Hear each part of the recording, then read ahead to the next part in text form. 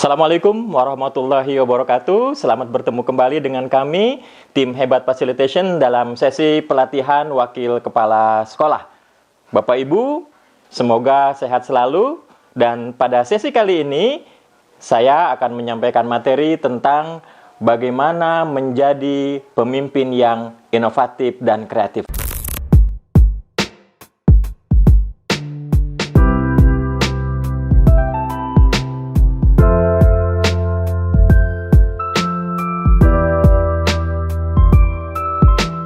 Bapak Ibu, pada sesi ini saya akan menyampaikan tentang 9 cara bagaimana menjadi pemimpin yang kreatif dan inovatif.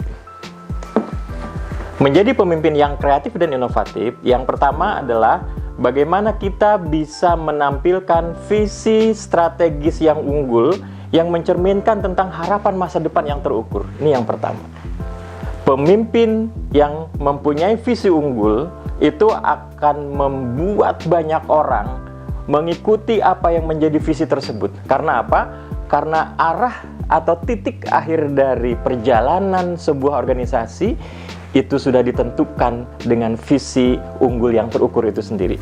Apa yang ingin dilakukan oleh kita sebagai pemimpin dan apa yang ingin dilakukan oleh seluruh anggota organisasi, itu semuanya sudah menemukan jalannya, bahwa ini adalah yang ingin kita capai. Itu yang pertama. Jadi teman-teman sekalian, visi ini akan membuat kita mempunyai jalan yang lebih jelas tentang organisasi kita. Yang kedua adalah kita harus mempunyai filosofi yang kuat.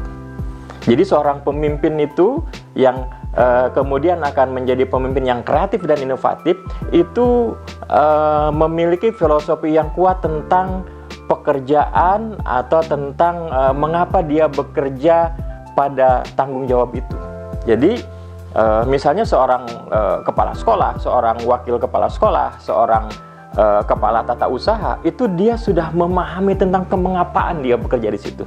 Sehingga apa yang dia kerjakan bukan sesuatu yang rutin saja. Apa yang dia kerjakan bukan hanya sesuatu yang menjalankan tugas-tugas sesuai dengan tusinya, tapi banyak lompatan-lompatan, banyak ide-ide baru yang dihasilkan. Karena mengapa dia di situ, itu sudah terbayang, sudah terjawab, yang kemudian melahirkan ide-ide inovasi.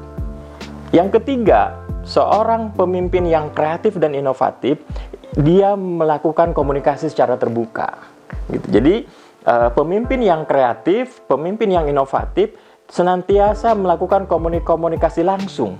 Komunikasi terbuka, sehingga ketika ada satu persoalan yang memang bisa diselesaikan dengan cepat, dia selesaikan dengan cepat. Ketika ada masukan-masukan baru, maka dia akan merespon dengan sangat cepat. Ini yang ketiga, bahwa komunikasi terbuka itu sangat menolong para pemimpin kreatif mendapatkan masukan, mendapatkan ide-ide baik, dan juga dia akan cepat direspon oleh setiap anggota kelompok yang ada di dalam organisasinya. Kemudian yang keempat, seorang pemimpin yang kreatif dan inovatif itu akan memiliki fokus yang kuat pada pelanggannya. Jadi teman-teman kita di sekolah itu akan merasakan bahwa betul-betul apa yang menjadi pekerjaannya dia seluruhnya dalam rangka mensupport supaya layanan pendidikan bagi anak didiknya itu berkualitas. Kenapa? Karena fokus pada customer, fokus pada pelayan, fokus pada siapa yang akan kita layani di dalam proses pendidikan itu akan membuat kita terus banyak belajar. Oh, ternyata pembelajaran kita itu belum optimal. Oh, ternyata guru-guru itu belum kreatif. Oh, ternyata tantangan sekarang tuh bukan itu. Gitu. Ini yang kemudian akan membuka cakrawala baru, bahwa berorientasi pada pelanggan itu akan menghasilkan evaluasi balikan, evaluasi yang memberikan penilaian apakah apa yang kita lakukan itu sudah sesuai dengan harapan mereka atau belum. Ini yang keempat. Sedangkan yang kelima adalah menciptakan iklim yang saling percaya. Nah, ini yang yang sekarang banyak digaungkan oleh banyak orang, bahwa trust, kepercayaan kepada seorang pemimpin itu akan membuka peluang bagi banyak orang untuk berkolaborasi dengan pemimpin itu. Tapi kalau nggak dipercaya, semua orang akan menutup diri, semua orang akan nggak mau komunikasi, semua orang nggak mau menyampaikan ide-idenya. Karena apa? Karena nggak ada trust dari bawahan kepada kita sebagai pemimpin, gitu. Nah, yang keenam adalah kita harus menunjukkan kesetiaan untuk melakukan sesuatu dengan benar bagi organisasi dan customer kita, gitu. Jadi kesetiaan itu bisa kita tunjukkan dengan keberpihakan kita kepada organisasi, keutamaan kita kepada kegiatan-kegiatan organisasi, dan kemudian sikap-sikap kita yang lebih mengedepankan kepentingan organisasi dibanding kepentingan kita sendiri sebagai individu di mana kita berada, gitu. Jadi kesetiaan ini tidak hanya ditunjukkan dengan apa yang kita katakan, tapi orang lebih melihat dari apa yang diperlihatkan dalam pekerjaan-pekerjaan dari seorang pemimpin itu. Kemudian yang ketujuh adalah seorang pemimpin yang kreatif dan inovatif itu senantiasa dia mempunyai forum-forum kecil, forum-forum yang nanti di situ dia akan dapat masukan dari siapapun, terutama dari bawahan. Pak, gimana kalau misalnya seperti Bu? Kayaknya kerennya begini deh Bu, ini kan sekarang era 4.0. Kalau kita nggak mengandalkan database yang kuat Bu, kita nggak akan bisa merencanakan sebuah sekolah yang keren Bu masa depan. Jadi masukan-masukan itu, usulan-usulan yang merupakan sebuah inovasi dari bawah, itu kemudian dia rangkum dan kemudian dia coba pelajari. Nah, ini akan menjadi inspirasi untuk melahirkan sebuah karya-karya baru, sebuah terobosan-terobosan baru di dalam memimpin, terutama dalam menghasilkan produk-produk kepemimpinan yang sangat inovatif.